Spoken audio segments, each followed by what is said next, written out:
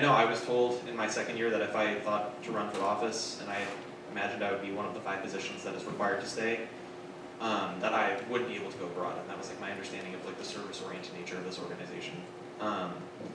In addition, I'd like to echo the point that there are 1,400 students whom we're representing, and the most important part is about who we're representing and doing that in the most effective way possible. And the last thing I want to say is that I, like, as a member of this room and as a partially voting member of this body, am concerned about the forced nature of having to make a decision now in terms of how that will impact many future generations of the Student Government Association. I know we're talking about having a limited applicant pool this year, and this is nothing to do with the applicants, I like the applicants, but just ensuring that were we put in a similar situation in the future and less than ideal applicants are brought forward who are then going abroad, to me that seems like a very concerning scenario, and so ensuring that like we have good candidates who are here all year round I think is like an ideal best case for this organization. And just urge you as we're moving forward to the way the rest of this agenda goes and making decisions to think not just about the implications that this has for the immediate Student Government Association, but the way in which it'll impact future iterations of this organization. Thank you. Up next, that's Senator Zernick. Okay, I want to clarify that I'm speaking as a senator, and of course I can't remove any bias that might be included based on my position also as an appointee.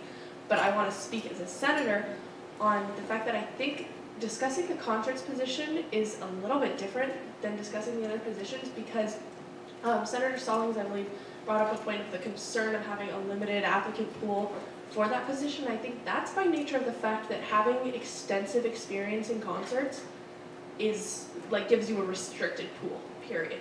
I just feel that concerts specifically is a slightly different situation, and that also Concerts Chair Christensen's input should be considered, but that because of the nature of that position and the fact that these 2 applicants, these 2 appointees have been training for the past year and a half, 2 years that they've been on campus, I think that that is part of the reason that that applicant pool is so limited. Senator Jones.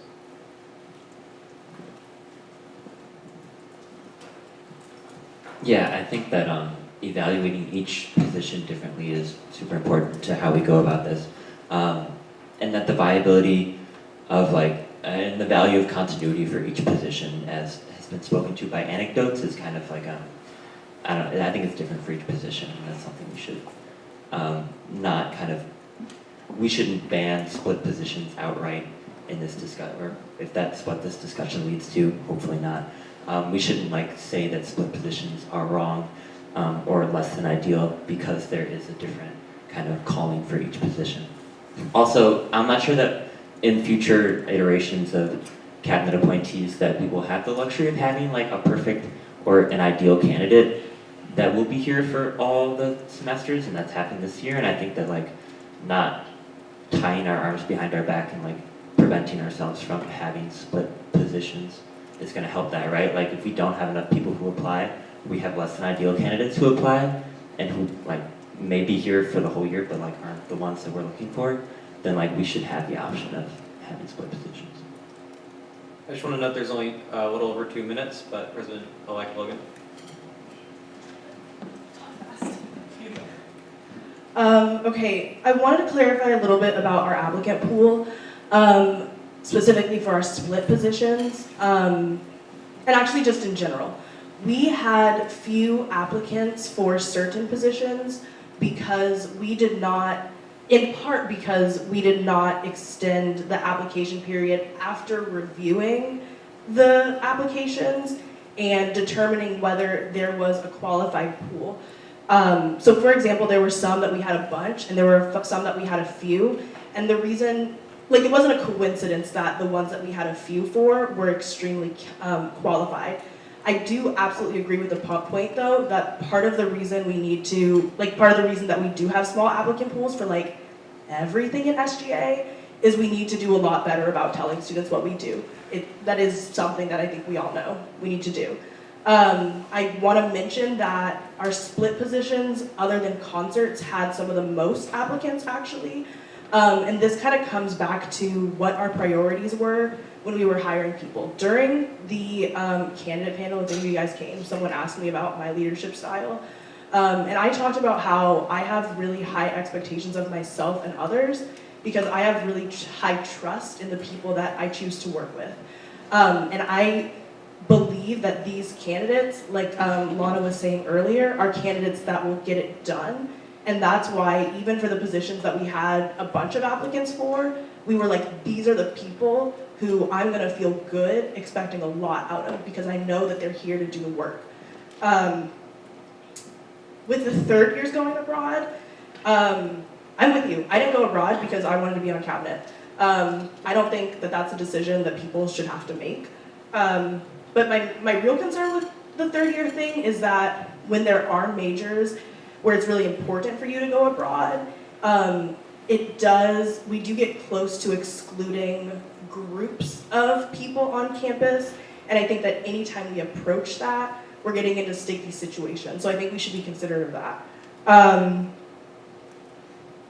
0 seconds, that's about all I've got. Yeah. I did not mean to run out of time.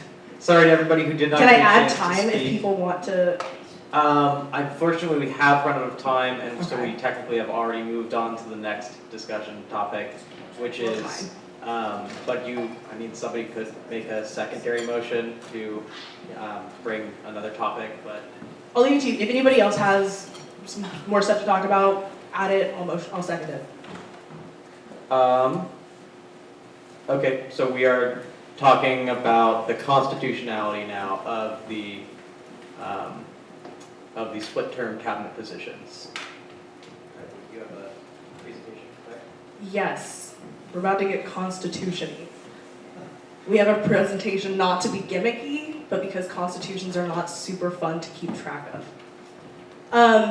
So last time we had 2 big questions come up, and we wanted to make sure that we addressed them. We kind of got into it right now, but we are going to have more discussions about the merits specifically of these particular split cabinet appointments once we get past the question of the constitutionality, because that was a question that was raised that we were like, whoa. And so I got to put my reform hat on this week. If you guys don't know, I used to be the reform chair. It was one of my favorite jobs in SGA, and it was really excited to get back into the Constitution.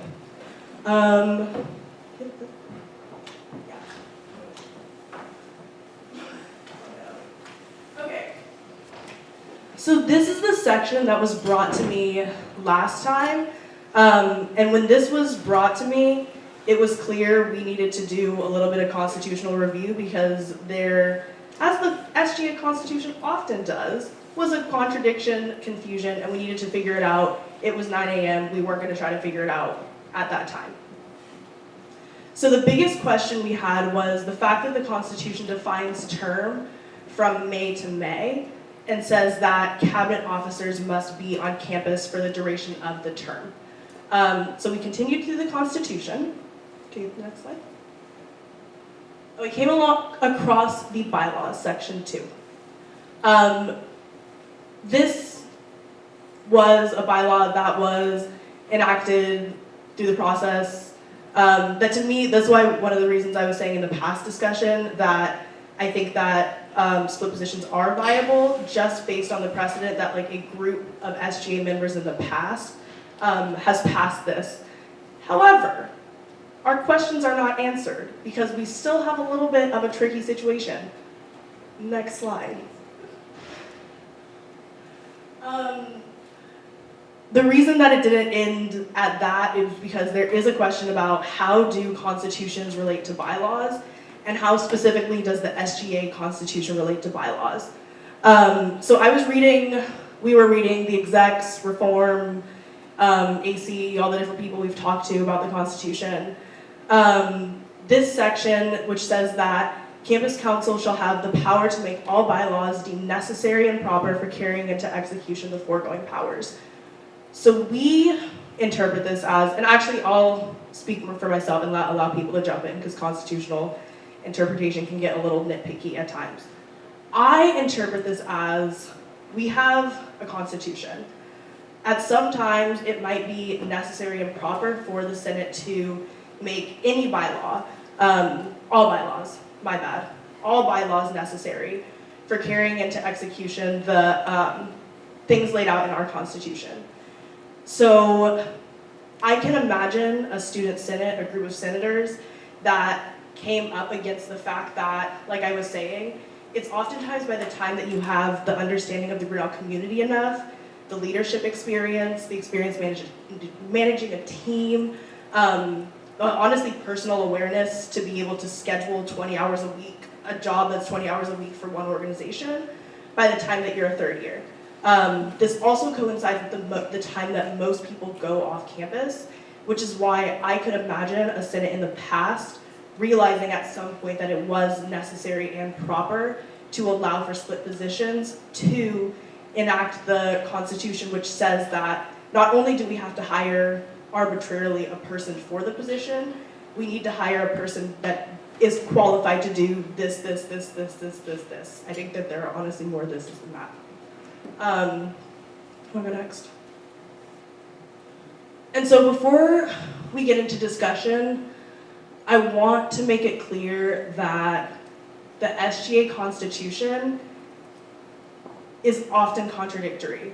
There are questions about how the things that I just said should be interpreted, and the answer is not entirely clear.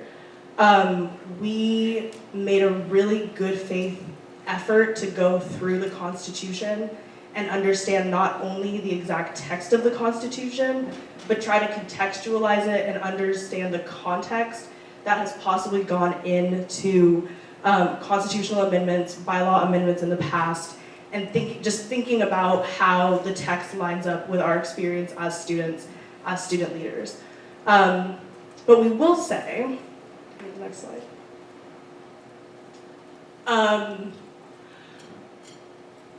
If any of you guys know me, I do SGA because I have a fundamental belief that students take this job seriously. I think that having been reform chair, having been a senator, having been on a cabinet and being an exec-elect, I think that it is possible that people have not made the best word choice for SGA constitutions. They have not done it like the most perfect way.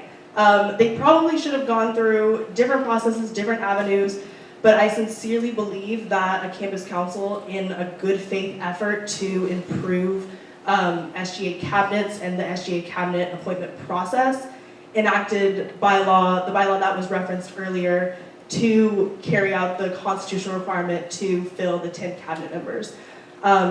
We want to hear your guys' take on this, and so just to keep us clear about what exactly we're discussing, we go to the next one. And I actually, this is kind of a question for the PO, maybe Riley. We want to do an informal, non-binding vote at the end of this discussion so that we're very clear on whether or not we should move forward with appointments under this interpretation. And so I'm going to open it up to discussion. If it's all right, can I motion to limit it to 15 minutes again, just so that we keep a frame on our time? Second. President Becker, are you no? Senator Gumijala, I see a second. All those in favor? Please raise your hands nice and high, or we can use clickers. Yeah. So the polls are open. A is in favor, B is opposed, C is abstaining, and this is a motion to limit the debate to 15 minutes.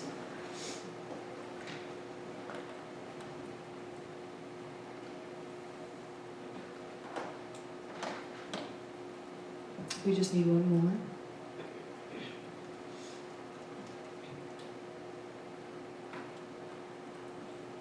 Could everyone make sure that they've clicked?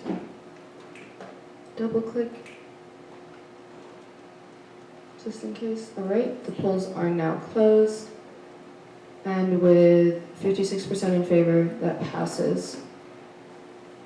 So now the debate time is set to be limited. Yeah, the debate time is set to be limited at 15 minutes. Is the floor open to debate now? Okay. VPA AA-elect Wallach. Yes. Are we right now discussing or debating on the constitutionality, on your interpretation of the Is there a mic near you so that you Sorry. can Oh my speak gosh, it yeah. to everybody? Thank you so I couldn't much.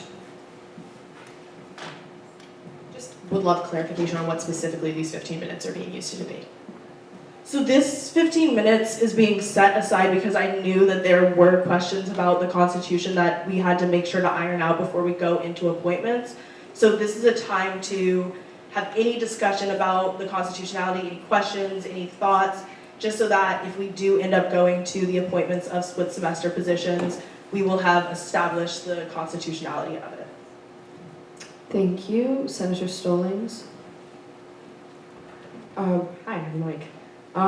Yeah, I guess with the constitutionality aspect, I think that, like, upon reflection, when we think about what was intended in the language that has been presented here, and we think about the fact that obviously, perhaps at some point, there was a cabinet that decided that split positions may need to be allowed, and like, because I'm trying to relate that to the context, like trying to contextualize why they made that decision. I also know, at least according to the records that Miles has talked about, that 3 split positions have not occurred in the same semester. So I'm not sure if that context that they were in could ever reflect the context that we are in now. And therefore, I'm not sure, like, I'm wary of the applicability here. Would you like to respond? Yeah, I think that it's important to remember that we're talking about the constitutionality incredibly broadly right now, just in general, that it may be necessary in any year for cabinet members to have a split position in 1 and 2 in many. And then after this discussion topic, we're prepared to talk about the specifics of each position, and we agree we might come to the conclusion that some of them are more fit for the split and some of them aren't. Felipe? Can we get a mic to the back? Thank you so much.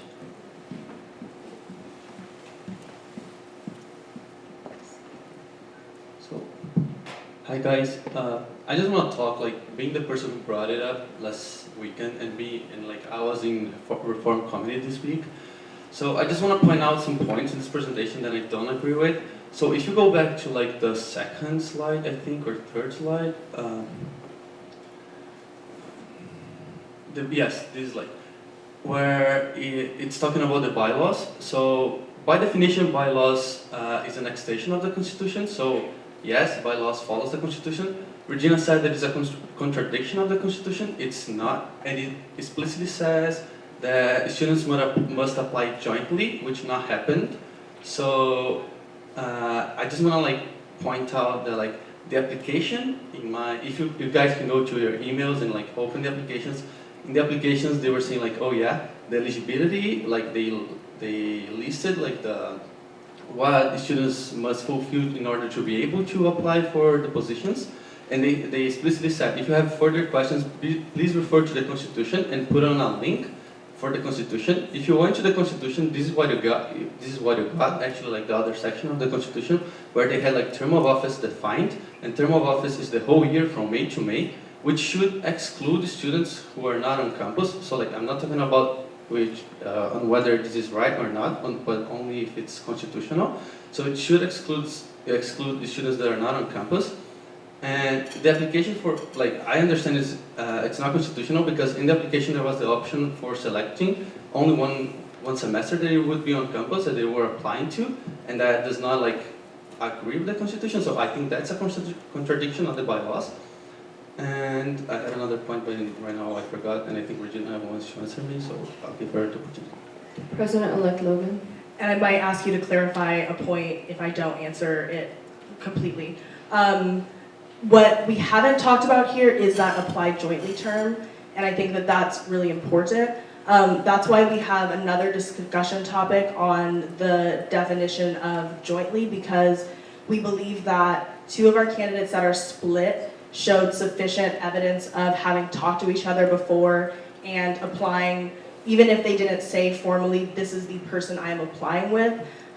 They mentioned the other person's name in their application and said, you know, I know that I'm going to be on campus for 1 semester, and so I reached out to this person who is also going to be on campus for the other semester. We talked about if it would work. And so we do absolutely agree we need to talk about applied jointly. And that's something that we have room for to talk about more as we continue on. Does that, and if we need to, I would be happy to, once we get to the people that we believe applied jointly, talk about why we consider them as joint applications, and if necessary, hear your guys' opinion, and if we have to, open it up again and make sure that we specify people must apply jointly. And then I just wanted to clarify about process, why we didn't include the joint mention. Typically, cabinet application processes go pretty based on precedent and are in close connection with the sitting execs. It was recommended to me to remove any mention of a person's status of application just based on Miles' good faith understanding of what went wrong and what went well in his position.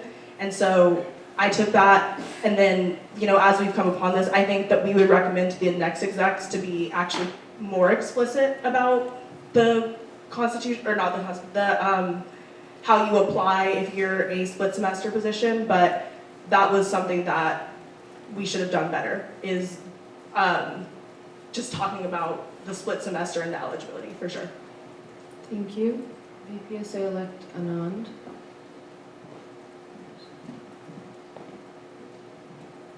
Thanks.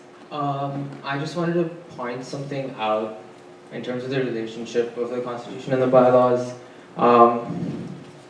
So in the Constitution, where it talks about cabinet officers, which is Part B, it says, cabinet membership shall include a president, a vice president of academic affairs, vice president of student affairs, who are selected in a campus-wide election, and then they will appoint officers. Basically, the gist of it, it doesn't say anywhere executives elect. This is a term I believe that we're using very often here.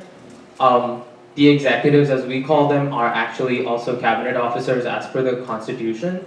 And so in the main section, Section B of the Constitution, all of the cabinet officers have the same term of office, including us and eligibility. I think the bylaws make a distinction between those two. They make a distinction between elected officers and appointed officers. Under the section where they make that distinction for appointed officers is where it says this about split positions.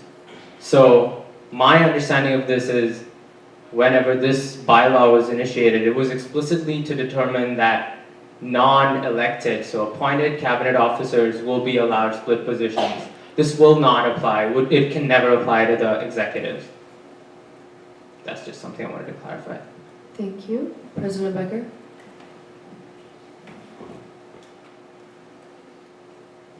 Cool. So a couple of things. One, based on the last time I spoke, I urge everyone to consider that this is a lasting impact in terms of how we deal with our Constitution and bylaws, and I'm kind of disappointed in the fact that we only have 6 minutes left to talk about this discussion. Additionally, what Regina said is true. I didn't understand the Constitution incredibly thoroughly, and echo the notion that I potentially may have misled, or I guess I did mislead the execs in waiting, as outlined in the Constitution, in terms of whether or not they should have that on the application. And I apologize for that. In response to this PowerPoint, the Senate has provided powers to add bylaw amendments as necessary, as they deem necessary and proper. I think there needs to be a distinction between what is necessary and what is proper. It is apparent they believe this to be necessary, but I'm not sure. Again, I believe that the addition of this to the bylaws is unconstitutional and therefore improper. And the elastic clause does exist for this very purpose. We, the executives, decided not to employ it for a statement that I have here, for another written statement. So, in discussing whether these appointments are constitutional, and appointments that go abroad are constitutional rather, I would like to briefly make some notes regarding the natures of constitutions, bylaws, and documentary precedents as a whole. I believe that we can all agree that there is inherent dissonance currently between two of our guiding documents, though I'd like to ensure that we are all at the same understanding as to how these two work in tandem. The constitution of an organization, by definition, contains the fundamental principles which govern its operation. The bylaws, in contrast, establish the specific rules of guidance by which the group is to function. They provide further definition to the articles of the Constitution and can be changed more easily as the needs of the organization change. I believe it is here that we must make a distinction. Article 8, Section 2, subsection C states, in regards to constitutional amendments, All amendments must be ratified within the semester they are proposed by 2/3 of the students voting. 20% of the student body must vote in the ratification election for the election to be valid. Similarly, in order for a bylaw to be officially ratified, the process is outlined in Article 7, Section 2. Bylaws may be enacted, temporarily suspended, or permanently repealed by the passage of such proposals at meetings of student senate by 2/3 of approval. It is hard-coded within these documents that changes to the Constitution ought to be presented before and confirmed by the student body, seeing as how it operates as our fundamental principles, and it is to the student body that we, as an organization, are beholden to. We, as a Senate, reserve the authority to amend bylaws and the ways in which we operate within the principles outlined in the Constitution, though we are not delegated the authority to unilaterally amend the Constitution. This is a clear distinction. SGA as an organization is founded on the principles of democracy. To attempt to put forth such changes in procedure, under pressure, I believe with 4 minutes left, without consulting the student body, without putting the change through the proper procedures of reform, I believe would be neglect of purpose and a disservice to those who we represent. Moving forward, I'm sure that some work needs to be done in changing our guiding documents to more accurately reflect the ways in which we fulfill our operations. Quinn and I have been putting in our work reports all semester that we're working on stuff like this, but that takes time, consideration, and discussion.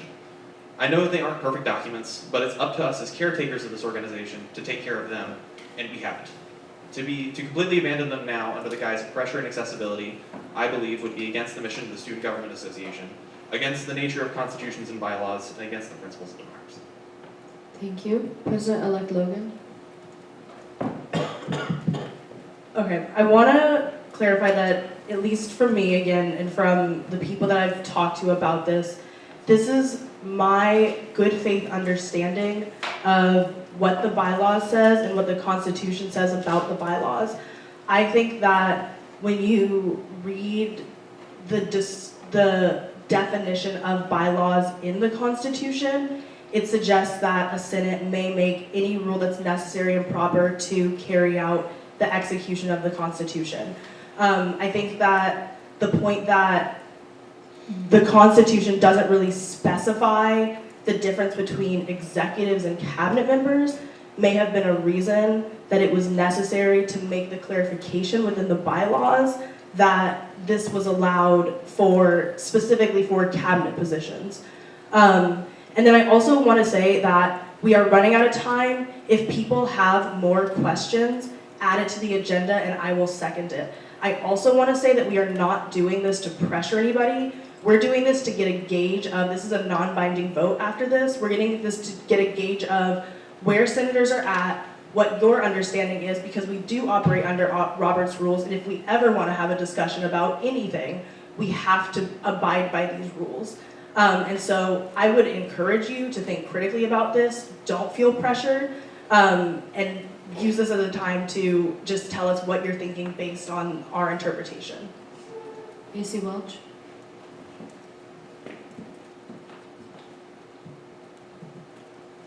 Can I have a motion to remove the limit on debate just for now, and we can always come back to it later if we want to? We have a motion to remove the limit of debate, seconded by VPSA Tombo. All those in favor, please raise your hands.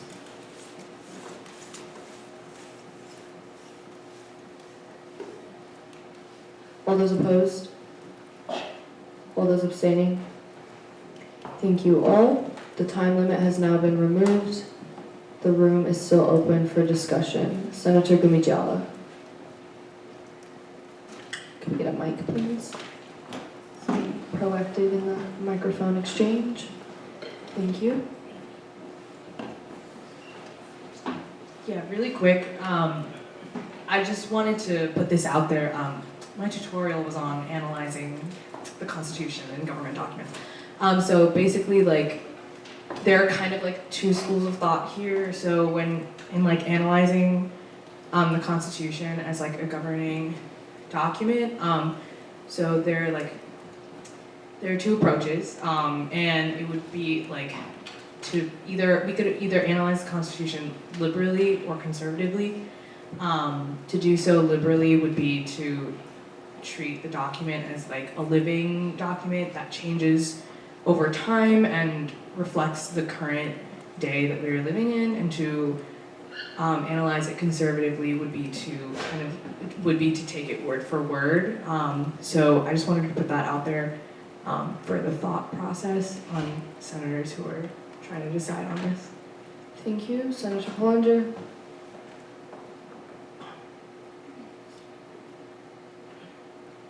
So at this moment, I feel really, really conflicted, and I feel like, honestly, right now, I don't think that it should just be, like, I understand that, like, senators could vote on possibly something like this, but I was wondering, like, would a student referendum for this be a possibility? Because I feel like this affects the entire community, and we talked about specifically, like, this, you are representing the entire student body, so shouldn't the student body have a say in if our elected, our appointed cabinet officials are there the entire year, because that could impact their ability, and yeah.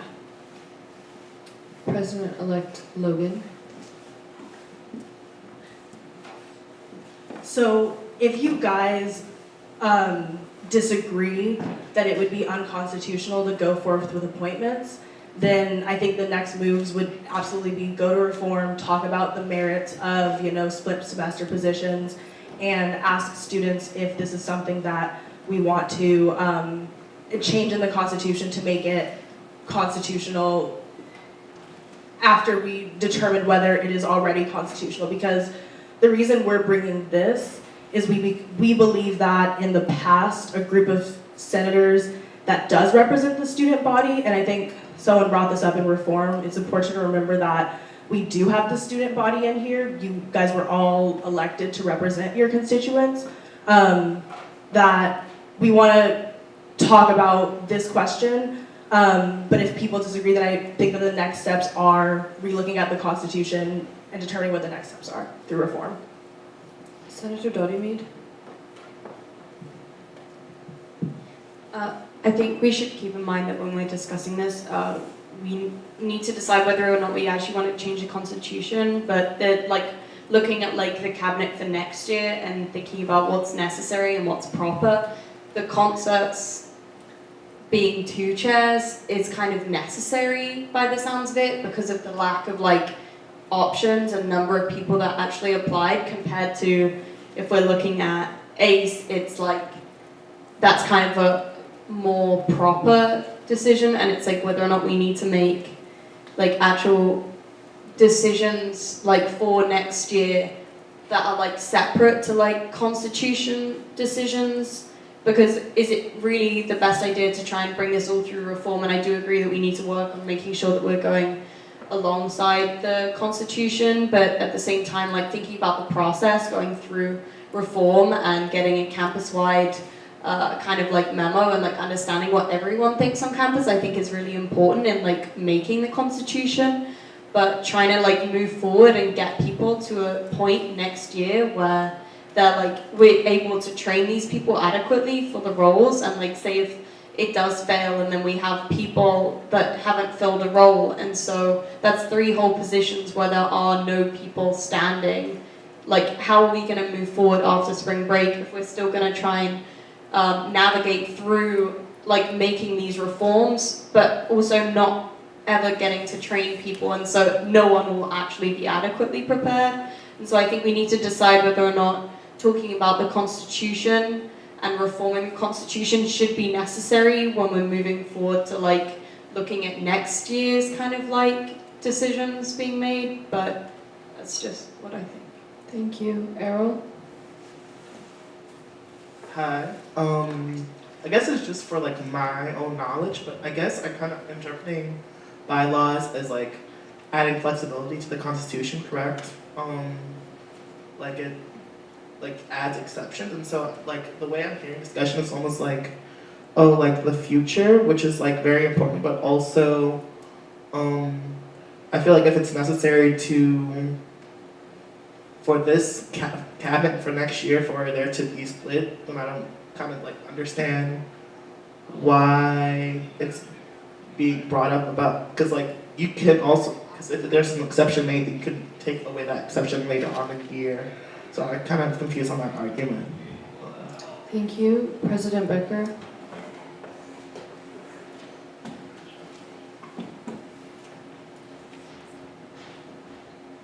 I would like to know, I didn't really elaborate this on this was a different statement that I talked about this on. But we have the ability to remove the conflict here. So we being me and the two vice presidents have the ability to elastic clause around this issue. However, after extensive meetings about this, we determined that a referendum was the proper way to go about this, simply because student opinion should be heard on these things. I think the important thing to note is that, yes, we are moving to this part where, the next cabinet, needs to be confirmed so that they can begin training. If this had been last semester, we would not have just voted on it in this body. I think we would have put it to the student body to determine whether or not that's something they do or do not want to see. And I think I've been concerned since last week that we're under pressure to make a decision now, that were we not under pressure, we would not make that decision in this way. And so I just want to make sure that we're considering the implications of the way in which we treat the Constitution, the way in which we treat lasting decisions, as well as noting the fact that the current SGA executives had the capability of removing this conflict and decided instead to support the idea of a referendum. Senator Zarnig?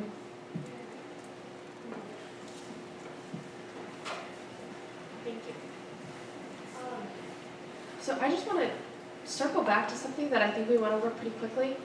VPSA elect Anand brought a point that there's another contradiction in the Constitution between the definition of cabinet officer and term of office, and so as it's defined under Article 3, Section B, cabinet officers includes the officers elect, the exec elects, and then under term of office, all cabinet officers should be considered for a term May to May. So I just want to make sure that that was heard and that that is on Miles and Quinn's radar, and also that we're considering then that we are working with a semi-dysfunctional document, that our Constitution needs exceptional amounts of reform. And so when we're considering the relationship between this semi-dysfunctional document and the bylaws which have been made by our predecessors in order to make it functional, to make it work for the student body, I think that we have to consider just that fact, that our Constitution needs an exceptional amount of reform. Secondly, I want to echo what Miles said about considering making huge decisions about the future and future senates, in that I think we should be careful about considering ourselves to be the only Senate capable of making informed and wise decisions. I think that we should have trust in the senators and the Senate bodies that come after us to be able to evaluate situations that come before them in a critical and in an informed and in a way that reflects the student body that will elect them in the future. So we are not representing the future student bodies. Additionally, we were elected by the current student body. So we should take that into consideration. And then I would like to make a point, again, related to the concerts chair, but using concerts chair as an example of how a binding and how an all determining definition or a strict policy is not necessarily it. Or in my position, and again, I'm going to disclaim again, I'm trying to speak as a senator and also have bias as an appointee that I cannot remove. So I think that if we define term of office as being the full year, that can't be the best thing for the student body, because I want to clarify, it's been said many times that Finn and Victoria were the only applicants. They're also the best applicants. I don't want that to be overlooked, that these two people are incredible applicants, that they will do the best job at concerts chair. And so how can excluding this case where two people who will be the best, in my opinion and in my experience with them and with concerts, who will be the best at this position, how can making that exclusion be good for the student body? Senator Gabriella.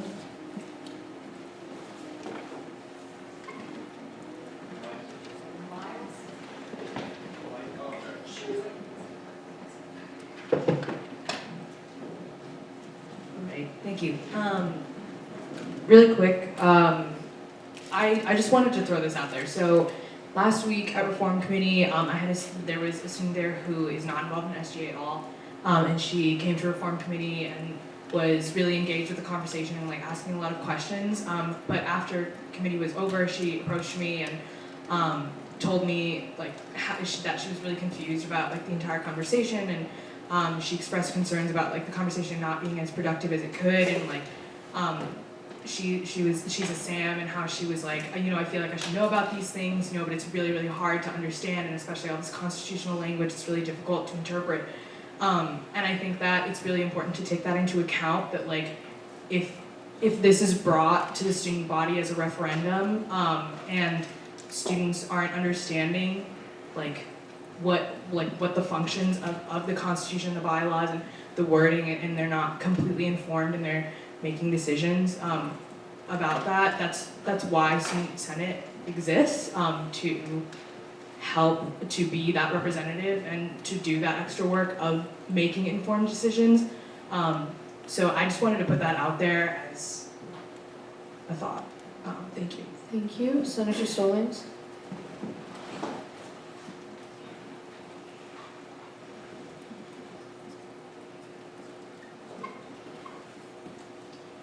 Hi.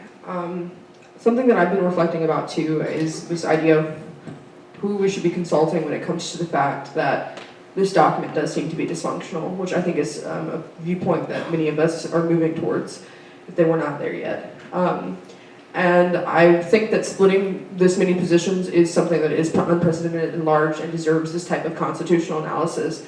And it is also something that may very well affect the student body, because it is unprecedented, and despite incredible amounts of preparation, we can't plan for all the negative occurrences or positive that might come from this.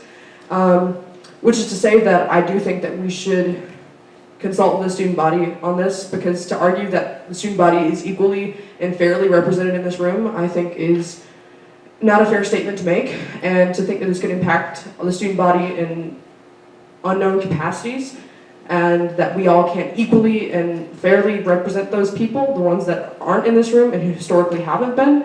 I think that it would be best for a student referendum as well. Thank you. President-elect Logan. I want to clarify again, if we thought that, or if we were trying to add something to the Constitution right now, if we came and we said, we need this to be done so that we can move forward with these appointments, the way to go about that, I believe, I don't even agree, like I believe just point blank period, that the way to add something to a Constitution is to go like through the student body, but what we're asking is, with your expertise, based on the fact that you are senators, you're more familiar with the Constitution than the average student, do you believe that this text up here means that we can continue with the cabinet appointments and then looking at the specific merits for next year? That I just wanted to clarify the question at hand and clarify the fact that we are not trying to add anything to the Constitution. I also want to say that I came upon this interpretation a few hours before the executives let me know that they wouldn't be invoking the elastic clause. This is a understanding of the Constitution I was planning to present. It's something like I have records of talking to people about, this is what I think that the Constitution says, like my good faith understanding of it, not just because the execs didn't, enact the elastic clause, which is a really big thing to do, and I'm not surprised at all that they didn't think that this met that threshold. But yeah, I just want us to remember like the specific question that we're asking, and I also want to acknowledge that if at any point I start to be like grumpy or anything, it's because it's 10, and I just want to say that it's good to acknowledge our emotions and say them out loud. Thank you. AC Welch.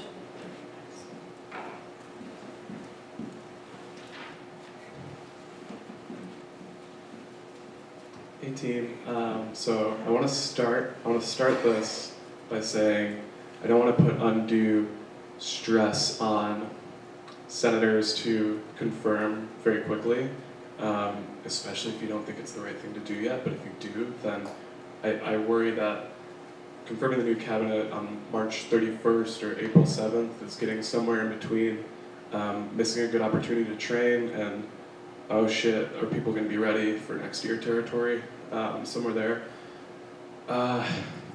So the process for amending the Constitution, I'd like to talk about for a sec. Amendments can start in 3 different ways: by petition to student senate by 10% of the student body, by passage of like an amendment by 2/3 of senators, or by the president of the college. And then proposed amendments have to be reviewed by reform committee. I feel like we talked about a number of like potential interpretations and amendments to the Constitution during reform committee, so we could consider that that has already happened, but we can have a further discussion about that. And then they, to be ratified, they have to be voted on by the student body. So this is the referendum, I believe people are referring to. Yeah.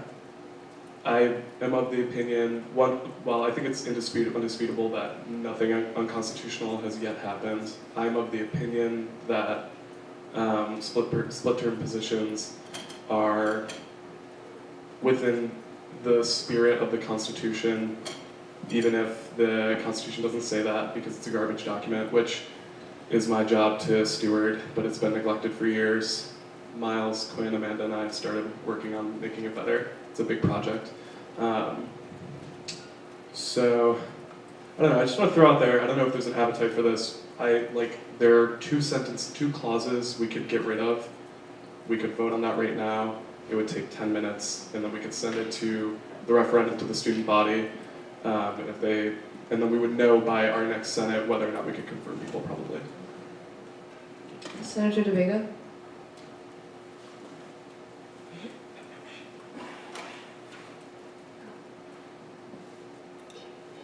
Just for the sake of time, I'm going to make a motion to limit debate to 5 minutes. We have a motion to limit debate to 5 minutes. Is that seconded? That motion does not pass. Was that a second? Yeah, that's a second. Okay, I'm sorry, I did not see that. All those in favor? All those in favor of limiting debate to 5 minutes? All those opposed? All those abstaining? That motion does not pass. We will continue with debate. Felipe?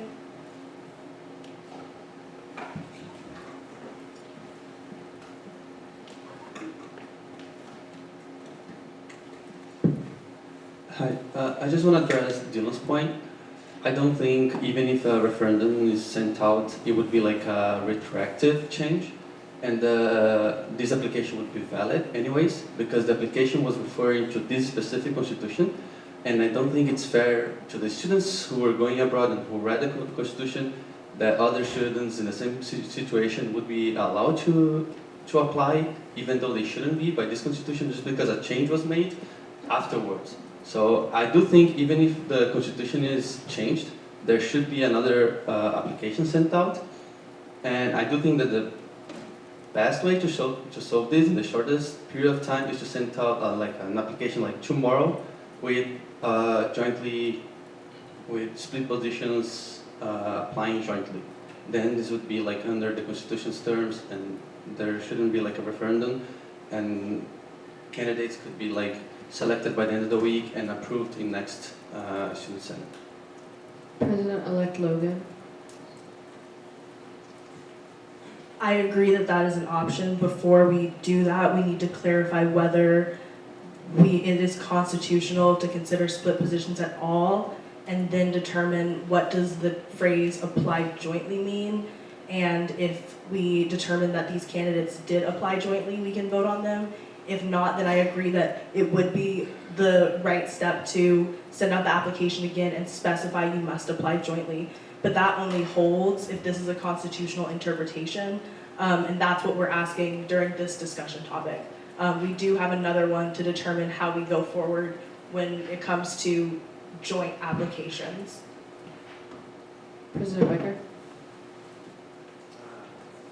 can we get a mic? Oh, there we go. I played myself.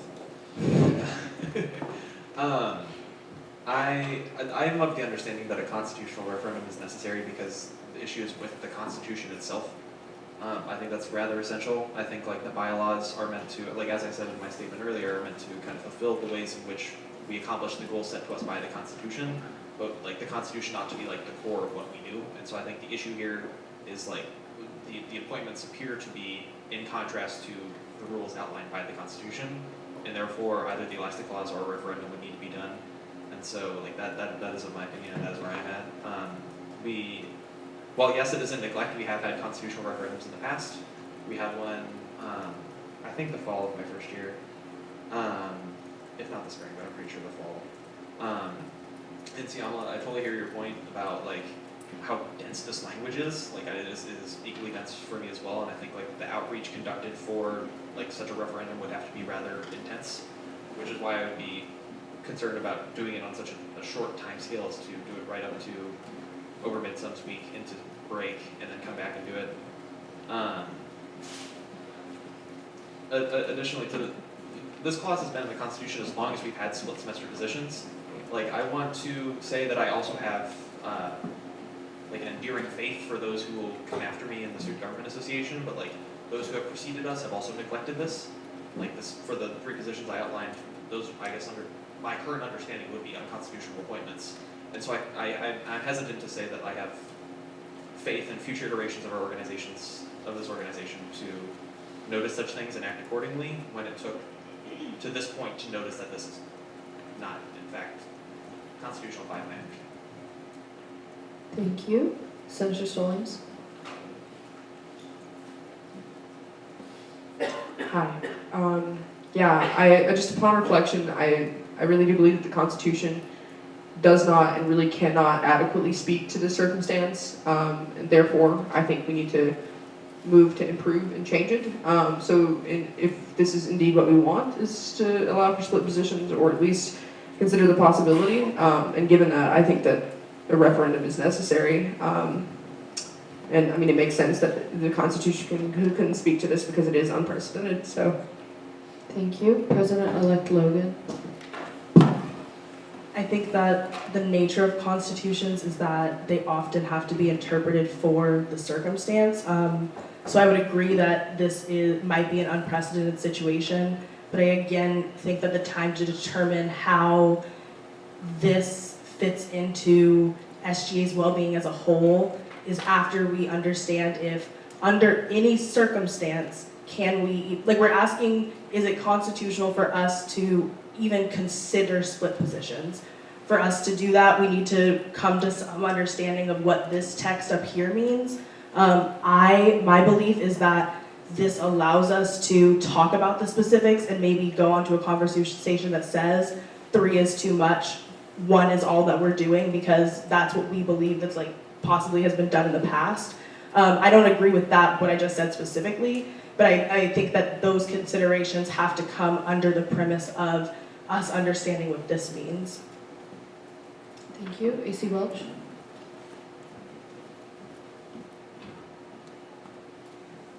I just want to reiterate my opinion that I think votes on confirmation should happen tonight, Andy. But if you really want to do a referendum, there's no reason we can't put the question to the student body like tomorrow. If we were to vote on it tonight, we would literally just have to strike the apply jointly thing to remove any like ambiguity there, as well as the being on campus during the duration of the term, and then we can give it to the student body to say, is this what you want? Because this is what Senate is interpreting that we need in order to move forward with confirmations. And to the point of it being rushed during midsems, the vote on a referendum, it just like ends once we get to 20% of the student body. So once we get to 20% of the student body, it doesn't matter. I mean, It might be sometime over break, it might be this week, it might be in 2 days. No matter when we do it, we're gonna have like the same turnout rate. Yeah. Senator Teaser? Can you get a mic to the back, please? Thank you.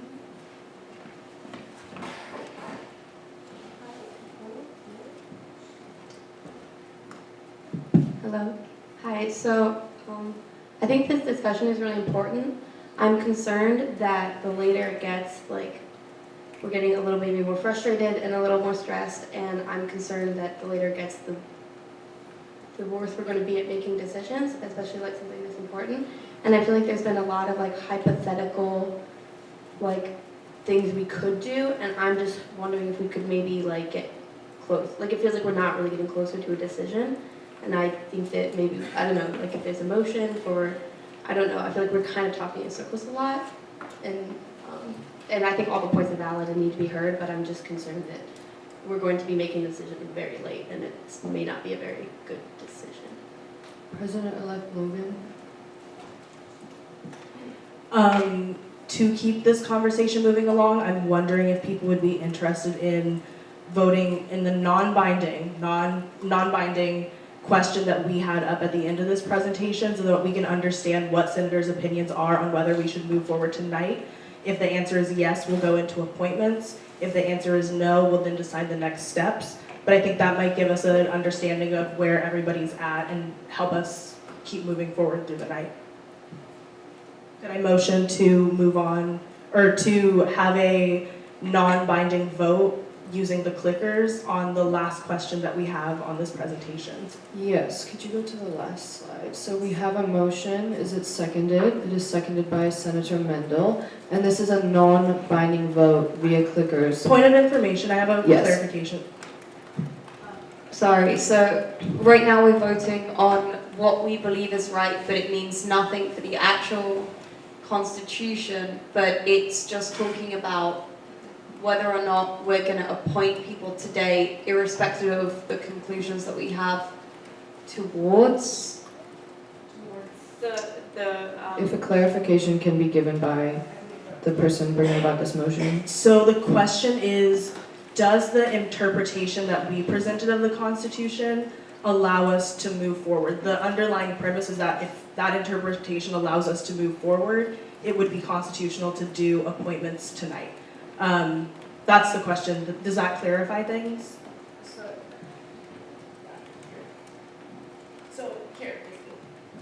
So if the interpretation that we presented, you're like, yeah, we should, like, the Constitution allows for split semester positions, we should vote on them tonight, vote A.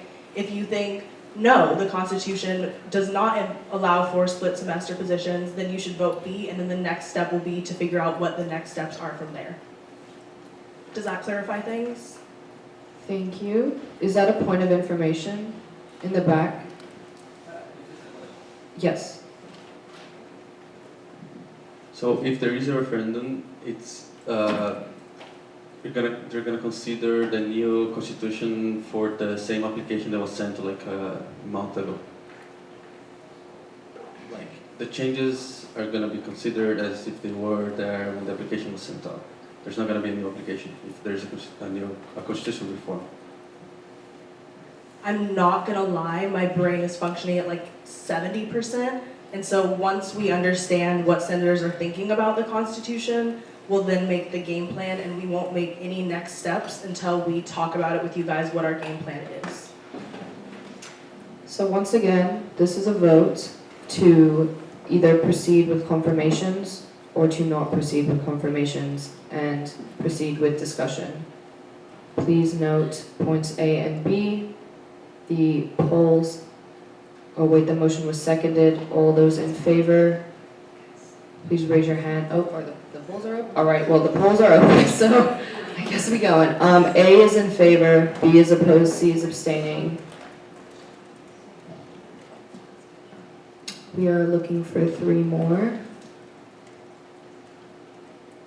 1 more. Once again, this is a non-binding vote. And And with 8 in favor, 7 opposed, and 3 abstaining, that does not pass. Because it needs a majority to pass, and the majority is 10. Point of information? Yes. I think are abstentions? What's this? Oh, Riley, can you please provide clarification as to this? Yeah. I apologize, my brain is also functioning on 3%, in a Yeah. very long day. So this is really complicated because it depends on what you want this to be. I like this. This is just like a regular poll. It doesn't like it's non-binding, but like if this were to be like, I don't know, you could interpret this as a bylaw reform, which would require 2/3, or you could like say it's a motion to previous question to like move into confirmations, which would require 2/3, or it's just like a regular poll, which is 50%. So like when it comes to like abstentions, they count as just not having voted at all, and so it's 8-7, as in like 8 is more than 7, and so that would be like passage if you're going by like a 50% majority. So if that's what you're going by, then yes, it did pass. Okay, so considering the fact that abstentions do not count for either yes or no, and being that no's were 1 less than yeses, this does pass, which means that we will go forwards with, what was it that you wanted?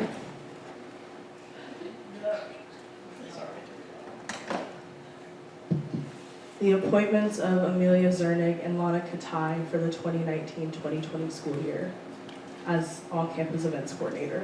We will proceed with those confirmations. We have a point of information. Yes, you said that was like non-binding, that was the that's what I was trying to clarify. You said that that was a non-binding vote, but now it's binding because we're voting on something, and so that was really unclear, and I tried to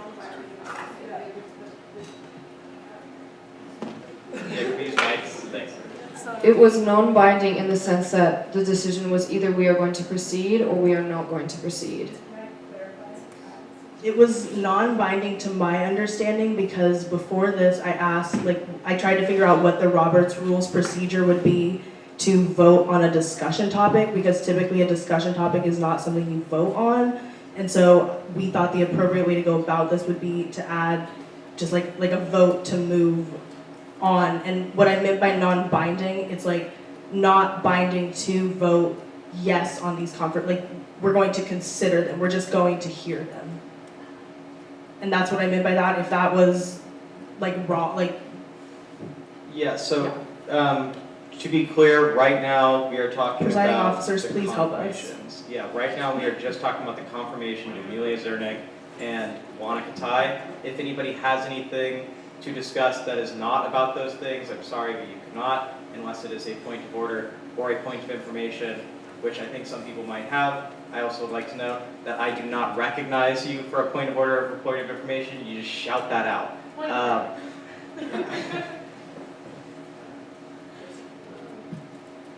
I think, based on my understanding of Robert's rules and the fact that we had a non-binding vote, there needs to be a motion to close the discussion topic before we can move on to the confirmation. There needs to be a motion. Yes. So I'm hearing like a motion to essentially limit debate to 0 minutes. This would be a requirement that would add, this would basically be, so to be clear, in comparison to this informal poll that was before, in order to end a discussion, you do actually require a 2/3 vote. Anytime you want to end a discussion or move into a vote at all.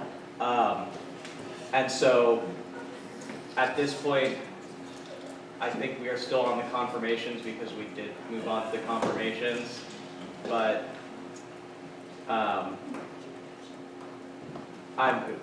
to be totally clear, are you making a motion or? Point of order.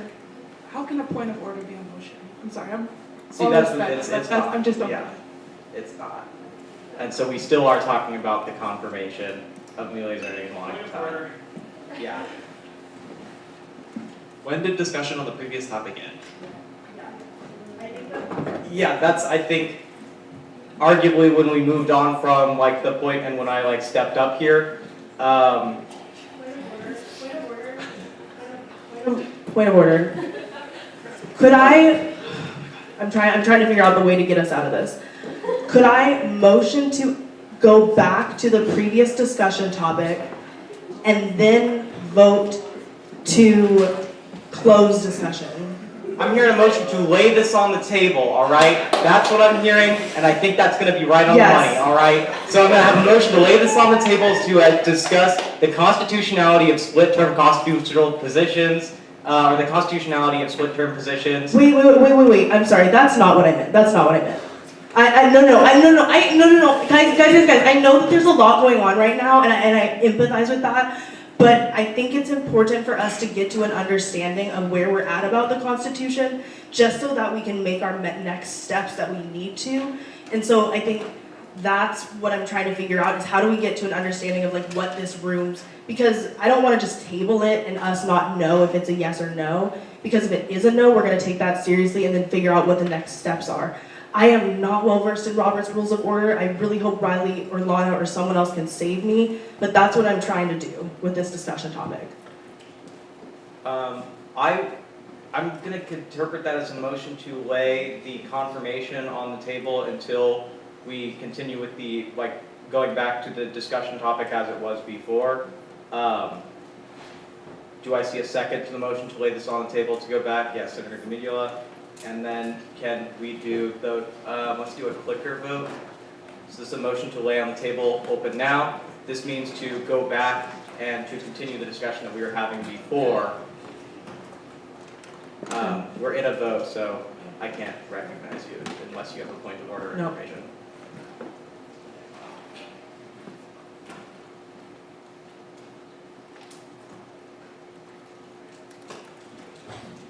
Please vote.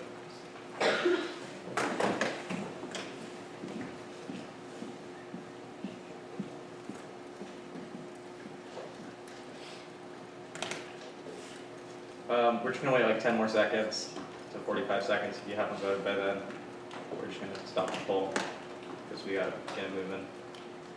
We can also see who doesn't vote.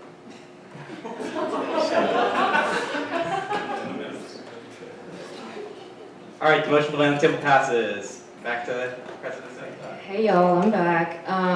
Sorry about that previous confusion in the clarification of what a non-binding vote means. So now that this has reopened, who is leading this discussion?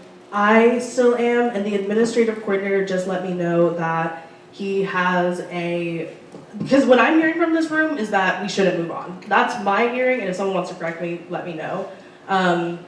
But he has like a draft of something that we could, like what we would put forth to the student body.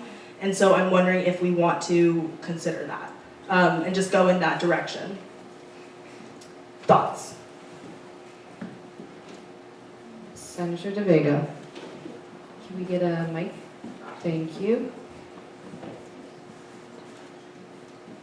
So just to clarify, I remember hearing earlier that a vote for B would not be strictly to a referendum. There would be other avenues looked at. Can you clarify if President-elect, if there would, or if we're strictly looking at referendum as the second option?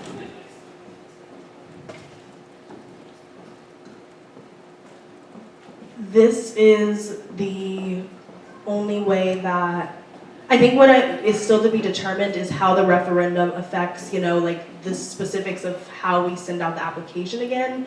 And I do need to look over that before I can give a really informed answer to that. But I think that the best way to get ourselves out of this situation, make the Constitution make sense, is to do the reforms that AC Welch suggested. But then again, that's on the merits of, split term positions, which I believe there are merits for, just given the bylaws change. Like, it's not a matter of has someone considered this before, it's a matter of what language did they use. I don't even know if that clarified it because I can't remember what I said 5 minutes ago, but. Thank you. Vice Chair Mystic. I don't know how to make this motion, but can I make a motion to end this, not class, Senate at 10:45 at the latest? We have a motion to end Senate at 10:45 at the latest, seconded by Senator Pietrasanta. We're gonna use clickers for this. All those in favor is A, all those opposed is B, all those who are abstaining is C. We are looking for 18.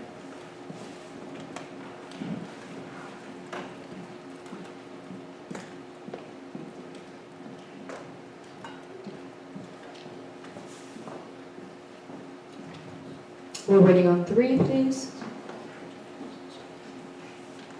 This is a motion to end Senate at 10:45 p.m.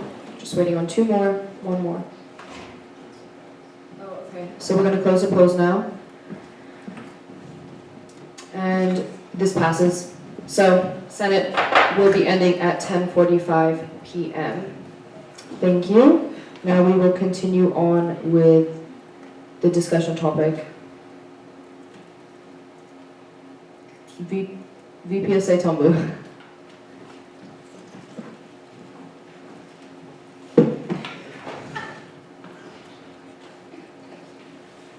I think something that should be considered before we move on to deciding if we want to do a referendum or not is that which positions on cabinet is like viable for split positions and like split term positions. And I think that that's something to consider. Thank you. President-elect Logan. I agree with the VPSA that a referendum is, while Dylan has it written up, and again, I am sorry if I'm contradicting myself, I woke up early today. There is a lot of thought that should go into the specifics of the referendum if people think that it needs to happen. So maybe what we need to do is close Senate, have, for emergency reform meetings. If we need to call Senate next week, we figure it out. I can only speak for myself that I don't know if I can be my best participant in a meeting right now, especially on something that might go out to the student body. But that's just how me reflecting on where I'm at. Thank you. AC Welch.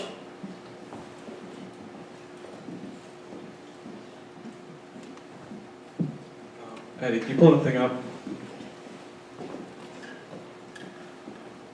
I just want to show you how easy it would be, and how very unambiguous I think it would be if we did this right now. And if we want the referendum, if we want to actually know what students think, we could just ask them tomorrow. We strike the clause that says is planning to be in attendance on Grinnell College campus for the duration of the term of office, and just continue on to the next provision of eligibility there. And then under appointed cabinet officers, this is a bylaw change, so I guess that would be separate, wouldn't even have to go to the student body. We could do it though, just to see what they think.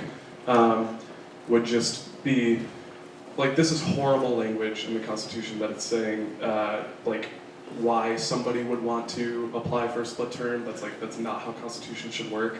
So it would just be full year and split positions are allowed. That way, it's just very clear. So. Motion to vote on it if you'd like. We have a motion to vote on this. What? No. Okay, no motion. That is incorrect. President Becker. So 2 things. So 1, I want to correct a point from earlier that I understand the essence by which the bylaw was made, and I see what they were trying to say, but I would argue that it's not an element of language, but the way in which they did it, which was not a constitutional amendment, and the student body was not informed, but rather just made by previous iteration of this body.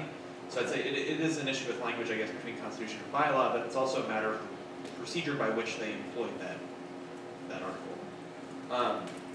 Second, in order for an amendment to come from us, or to go to the student body, it would first have to either be a petition, come from or come from us. And if we're discussing about potentially proposing an amendment to the student body tonight, I'm worried that, considering the fact that we've been sitting here for over 3 hours now, that I'm not sure that we are entirely sold on what is and is not the right way to move forward. And so I would be concerned about us proposing an amendment to change by selecting one of the 2 elements of this discussion that we've been talking about, and then moving forward from there without first fully determining that we, as a collective body, choose that this should be the amendment that we make. I just want to make sure that we're all on the same page. Thank you. Senator Gumijala.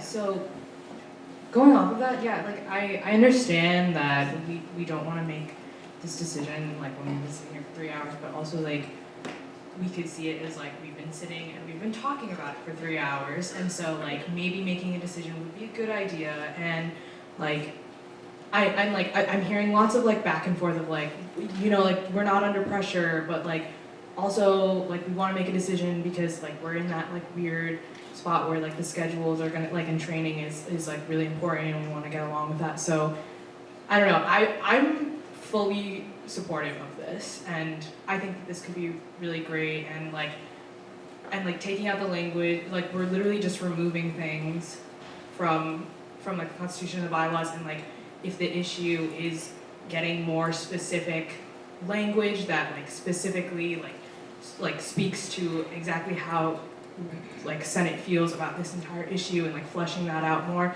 that is something that can happen in Reform Committee, and we can have that discussion there, and we can go back to this and figure it out.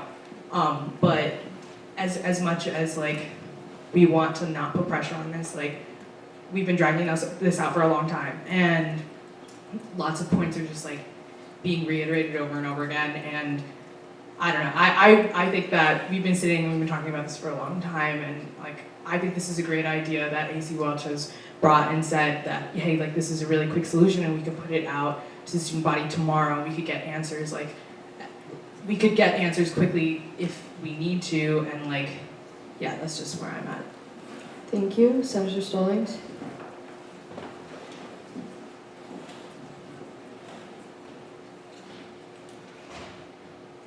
Hi. Just two things really quick. One, I do think that removing this language is a non-neutral process. I do think that it demonstrates what the Senate believes the position should look like by taking out this language. It is in one direction. If you agree with that direction, then obviously you're free to vote and approve this, and that is your decision. But I do think that you should know that that is the decision you're making. Two, I think that by pushing to vote right now, we're doing the very thing that made this dysfunctional in the first place. And that is putting pressure on us to talk about this and like be quick about it and make hasty decisions, especially at this hour after this kind of long, intense discussion. And I think that's probably exactly how they got here and how we got this document in the beginning. So I just wanted to bring that to everyone's mind. Thank you. Senator Doty-Mead? Can we get a mic, please? Thank you.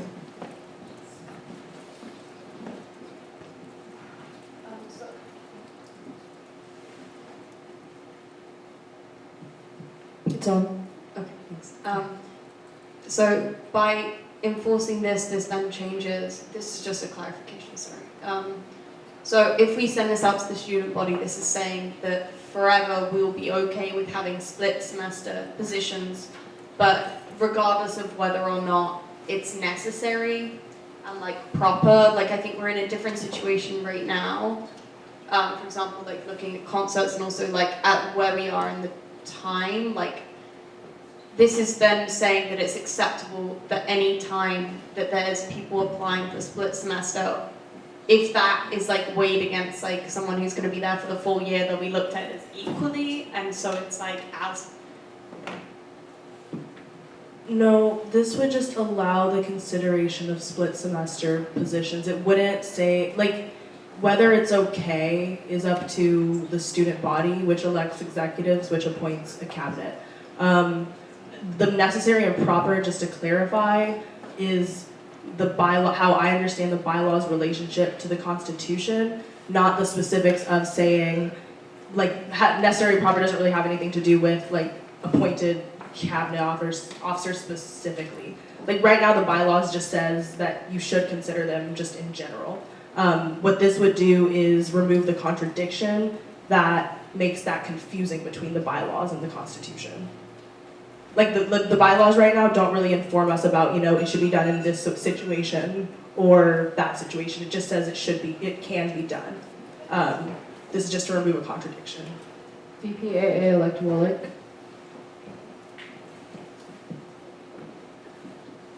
This is a question in terms of the language of eligibility, just because, as Sakatan brought up earlier, there is a distinction at certain points talking about elected versus appointed positions, and here it just goes by the overall cabinet. I didn't know if people wanted to specify here that we should like specify appointed or elected positions in this clause as well.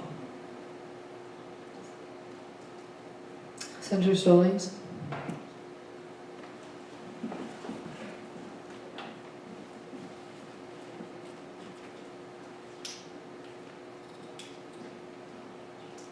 Yeah, I think in the discussion of what exactly this should say, and what it should read, and in what way we should remove the contradiction and what that should convey requires a lot more thought than we are capable of putting into it right now. And I think we can go on and discussing about like exactly how this should read, but I just don't think this is the right way to do this. I also wanted to ask if it was possible to have an emergency Senate or in some capacity so that we could, an emergency Senate, in like sometime during the week. I know it's busy, but I feel like that would be better than sitting here and continuing to talk about it. And maybe after all of the content that senators received today, they would have time to really reflect on what they want to do. Thank you. VPAA-elect Wallach?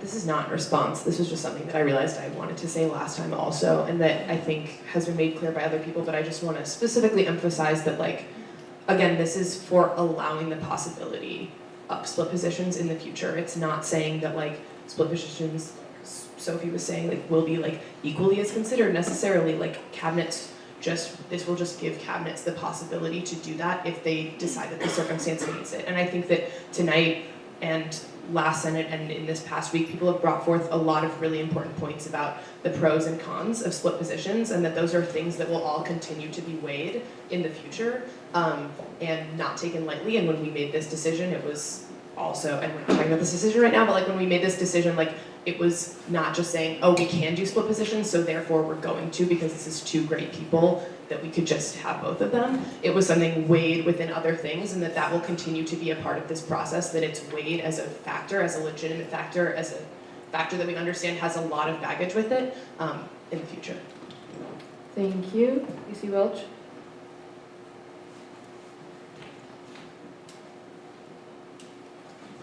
So we are 18 minutes until we adjourn, yeah? And we do need to confirm Siamala for this, or vote on to confirm Siamala for this semester as DOC. I don't know. I think like this is what I'm going to bring to reform later this week. We can meet reform later this week and vote on this and meet later if you'd like, or we can do it now. I think it's probably going to be like the same thing either way. We need 2/3 to pass this. For the love of God, please don't abstain on the motion that we vote on this amendment right now. Pardon? We have a motion to vote on this amendment right now. Does anyone second? Senator Gumigiala? Is that a point of inquiry?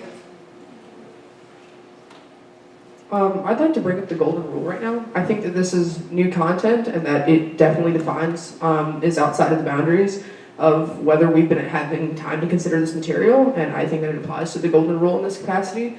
If there is one senator that agrees with me, or any senator that agrees with me, you should indicate that. Because at this time, if we have the golden rule, that means that we acknowledge that we have not had enough time to really consider this material, and given that, we should move it on to a different time. Point of order, you can let 2 people decide, or you can let everyone decide.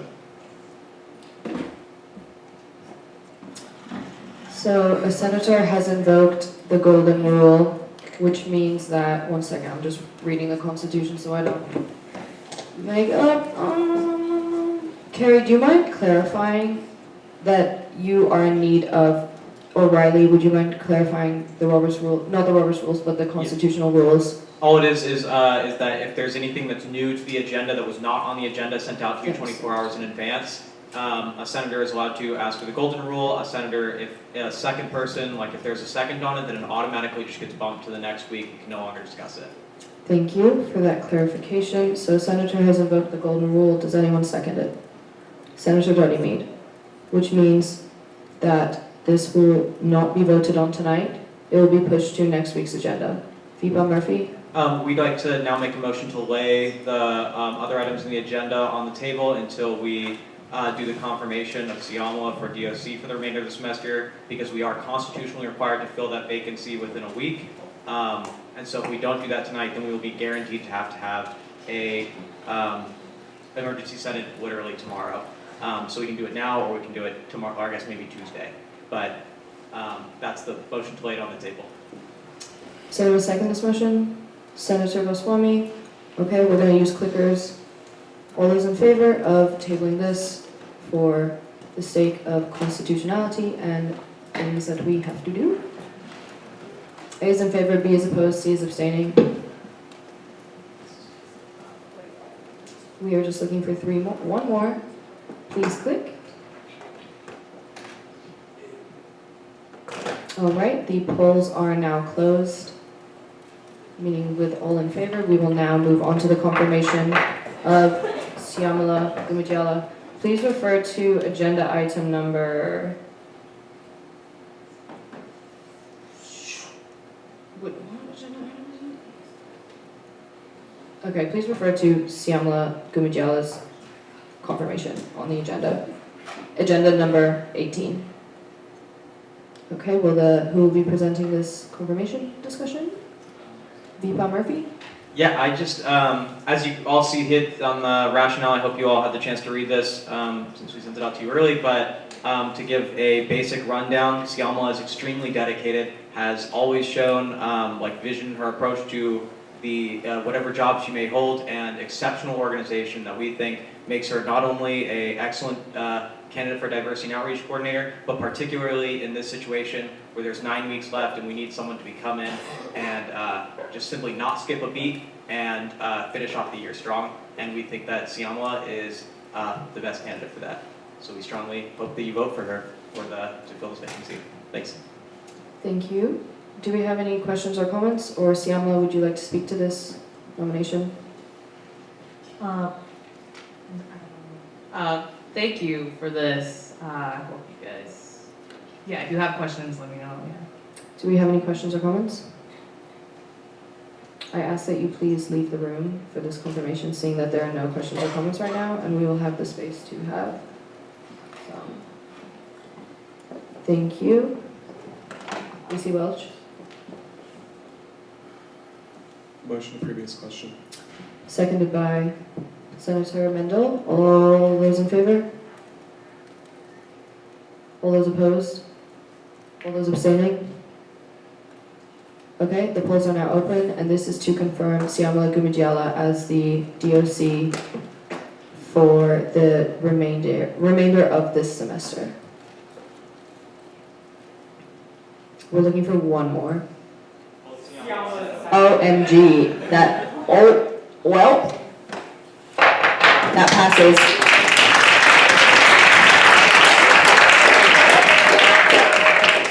Siamala, please come back.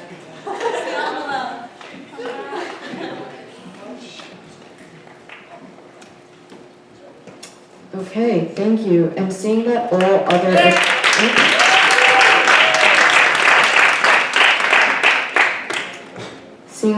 other agenda items were tabled until this is done, we will now proceed as we were before and go back to the discussion topic.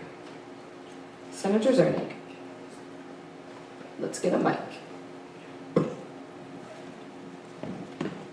Thank you, Dylan.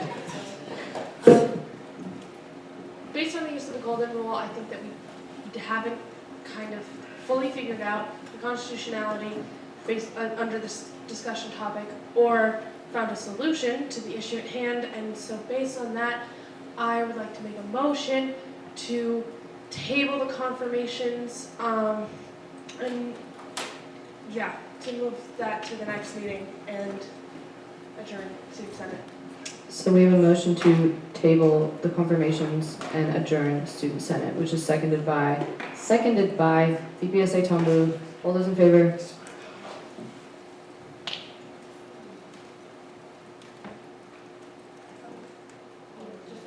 Point of order. Yes. Can we plan another student senate, like an emergency one for next week? Because I don't really feel comfortable Next week is leaving this. spring break. Yeah, some point during the week. So you would like to plan an emergency student senate Yeah. for this week. Are you making a motion to plan that? Yeah, that was. So we're currently in the proceedings of trying to pass a motion, so that cannot happen right now because we're in the process of doing that. So, all those in favor of tabling and adjourning? My point was just if we adjourn, then we can't plan one, and so it feels silly to adjourn. And Okay, so we have a motion to find a new time to have an emergency student senate, which coming into place is going to void the previous motion. Do you have a point of order? Yes.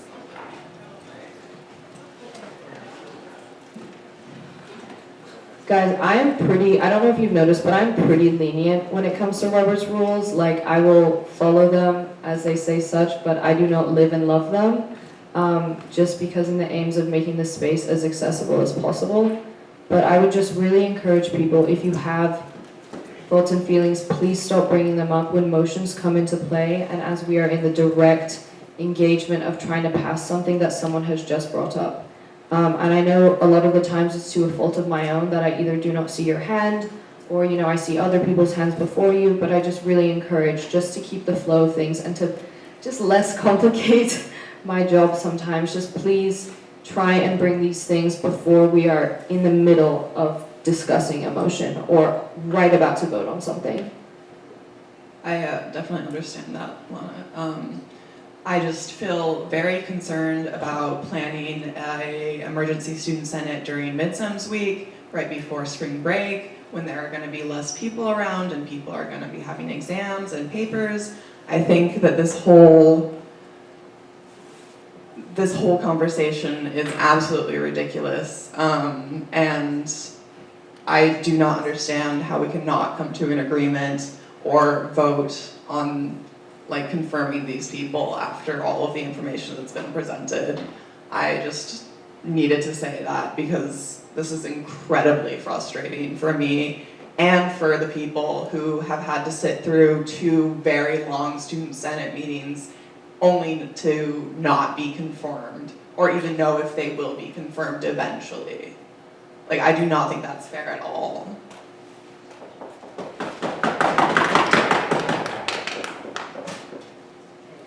I also think that if we adjourn now, then we will be missing cabinet reports, and we will not have the opportunity to confirm these positions until after spring break, which is seriously going to impede training. That's all. Senator Zernig?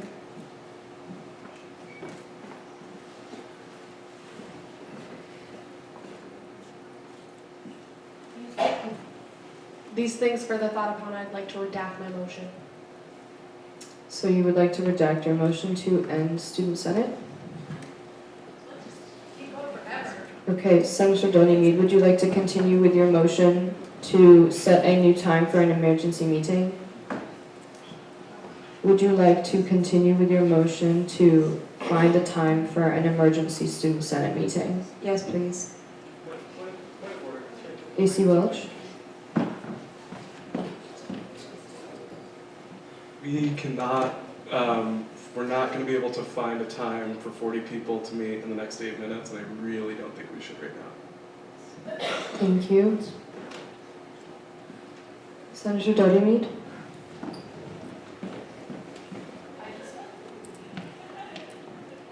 I just feel uncomfortable, and I'm sure a lot of other people in this room feel uncomfortable as we've been here for over 3.5 hours talking about these things that I don't think we should be like, oh, we have to adjourn in 7 minutes, therefore let's make a decision on all of these things right now because we have to. I feel like that's a big oversight on all the time that we've spent today already. But some of us are tired, and I'm sure that everyone here does not want to continue to discuss these things for the next 6 minutes now, really intensely, and make all of these decisions when these are big things that are going to impact SGA. Point of order, nothing has to be decided on tonight. We are tabling everything in 6 minutes. 6 minutes is not enough to get all these confirmations done, nonetheless get through any of the cabinet reports. So just, everyone keep that in mind, is that, like, nothing is being decided upon tonight, and nothing, I mean no disrespect by saying this, but like nothing is happening tonight, as in nothing concrete will be put into place. We are not gonna find a time to have an emergency student senate, we're not gonna vote on any confirmations, we just do not have the time, and regardless of what anyone wants, like, this will be over in 6 minutes. Councilor Christensen? I would also like to speak to the golden rule and the fact that there is a sentiment that, you know, because these items weren't, or the item that we were discussing earlier wasn't added to the agenda 24 hours beforehand. Like, we have been talking about this since last week. I don't see how that is, like, comes as a surprise to anybody that something like that would be on the agenda. I'm just sorry, I just cannot fully express my disappointment with the Senate today. I'm sorry. Istra Mystic?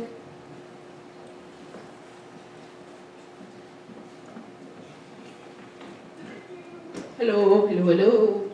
So I just want to make 2 points. So with what Cassie was saying, I feel like, with the fact that like this conversation has been going on for 2 weekends now, I feel like we gave the executive-elects a task at the end of Senate last week, where we were basically like, after talking for like a good 40 minutes, when we were like, we can't talk about this no more and we gotta do this next week, we tasked them with coming back, providing the evidence, and providing, I guess, the necessary points that we were concerned about, and I feel like that necessarily hasn't been met in terms of the adaptability piece, not necessarily the constitutional piece, because that conversation kind of went a little bit more.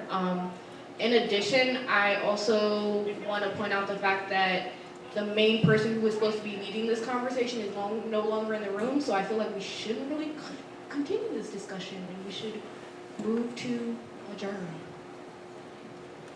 Is that a motion to adjourn or a Oh suggestion? yeah, motion, I'm sorry, I don't know the... We have a motion to adjourn, seconded by Senator Pedro Santa. All those in favor? Nope, not it. Just all those in favor of the motion. Please raise your hands.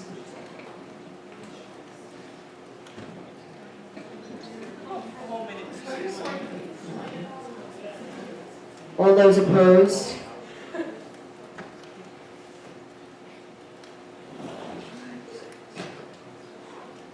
All those abstaining?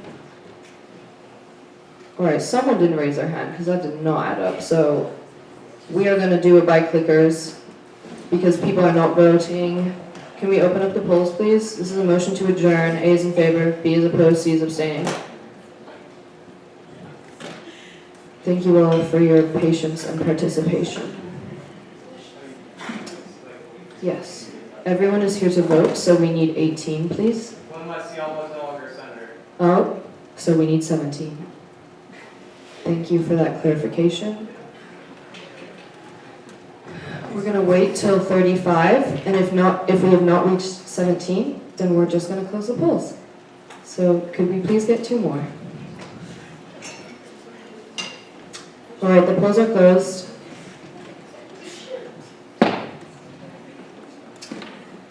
That passes. Student Senate has now been adjourned.